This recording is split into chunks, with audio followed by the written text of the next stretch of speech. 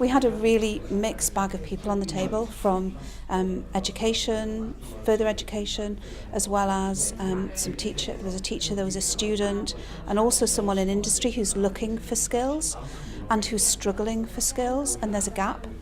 So we talked about a collaborative approach. So we talked about businesses not only just consuming students, but also actually contributing to it. So trying to get folk who were keen to get involved, but encouraged to get involved. So we were talking about having champions and having almost technology champions to try and break down the barriers that ICT is just about coding. Yes, coding's important, but it's about the vision of where it leads to. So it's start with the end in mind, a very famous quote.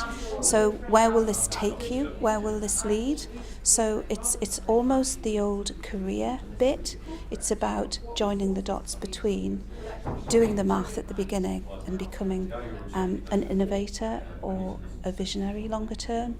And it's about having people who really believe in that, because children are quite cynical.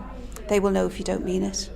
So what they need is someone who can articulate that in a way that they understand, that this is not just about sitting learning a code, it's about what that code enables you to do and how that relates to business.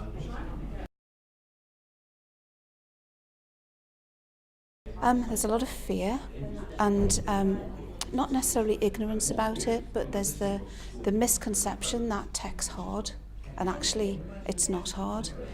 We were talking about the ability to inspire people. You don't suddenly become a great musician. You don't believe that you're going to be a great musician when you first start doing the say on a piano, but you teach someone the basics of a piano and the notes, then they practice and practice, and then they don't know what they're going to be, because we can't invent or we can't imagine at the moment what future jobs will be. So we need to give them the tools to create the future jobs. So that's where the musician analogy came in, because you don't know what future music's going to sound like, but you need the basics to be able to create it. So it's about you don't know what you don't know about the future. So that's where that came in. Yeah.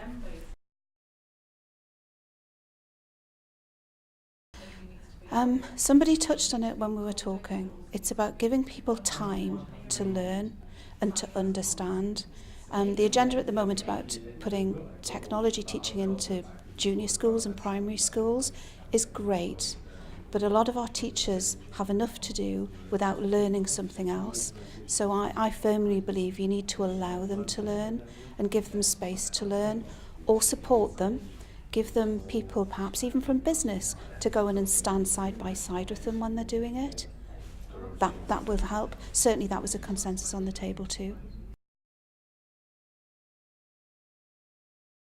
Get children when they're young to understand the wider the skill set they have, the more choice they'll have with their careers in the end. And when you get them before they make decisions about GCSEs or whatever the exams are, then you'll hopefully inspire them to do that. We can't forget the parents, so we need to have people who link that up, so have connectors and make that more accessible. And it's not just about putting things online, it's about doing it in lots of different ways, because everyone's not online yet. So we need to remember that. Don't forget the folk who aren't there. So somehow have an initiative where we join that up, so have someone who can champion that. Someone said, give Simon Cowell the money, and we all smiled and laughed. But, you know, it has to be real. So something like that, have a personality to get people inspired to do it. If you look at the Virgin brand, people are inspired by that. They work hard at the image. They constantly drip it through on lots of different media. So why don't we adopt a similar technique with this and just continually drip it through until the message gets through? And you talk about a pot of money. I would argue it'll cost more if we don't do this. It's what happens if we don't do it. We're going to be missing this huge skill set in the future. And looking at the business sector from my perspective, I work in IT recruitment. I have for 17 years. So I can see the step change that's needed to continually attract people with these skills. And if you think about the expense of doing it, you've got to think about the expense of not doing it. And where will our businesses be if they can't recruit these skills and if they can't attract these people? So there has to be it's not my fault culture. It's our responsibility to do it. So to pull it in rather than push it away.